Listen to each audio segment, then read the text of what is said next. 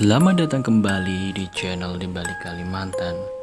Kali ini kita akan bercerita tentang salah satu hantu endemik yang ada di Kalimantan dan juga di Indonesia. Cerita ini bermula dari seseorang yang kita sebut saja bernama Ainun. Suatu malam, ia mengantuk. Seperti biasa, ia tidur bersama kakak perempuannya dalam satu kamar. Ainun sama sekali tidak merasakan firasat apapun ketika ia pergi beranjak tidur. Mereka berdua tidur dalam satu kasur yang besar. Sang kakak sepupu, sebut saja Farida. Farida tidur di pinggir kasur, sedangkan Ainun di dekat tembok. Keduanya tidur saling membelakangi, jadi Ainun menghadap ke tembok. Singkat cerita, Ainun dan Farida bisa tidur tanpa halangan. Namun naas, pada pukul 2 malam, Ainun terbangun tanpa sebab. Ainun berbalik badan menghadap kakaknya.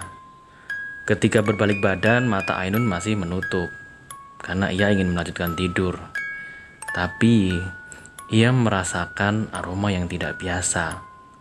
Ada aroma bau busuk yang menyengat sekali. Seketika ia membuka mata. Betapa kagetnya ketika ia melihat pocong di sampingnya dalam keadaan berhadap-hadapan. Wajah bertemu wajah, mukanya hancur, banyak darah dan nanah menghiasi wajahnya. Itulah sumber bau menyengat itu. Ainun hanya bisa melotot dan diam karena ia tidak kuat dengan baunya dan penampakan yang ia lihat malam itu.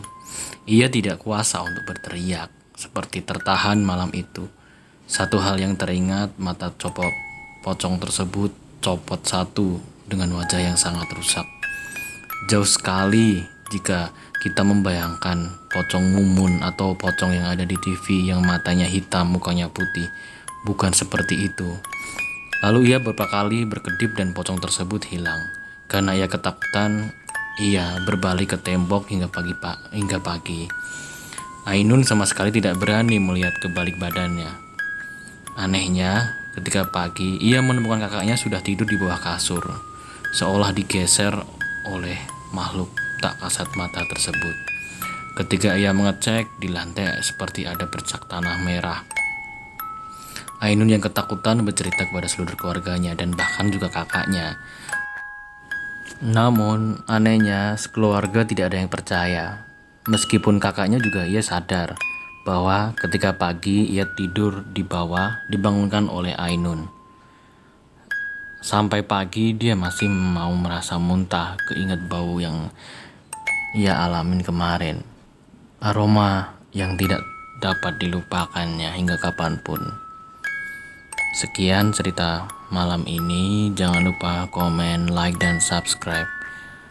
Dan jangan lupa berdoa sebelum tidur.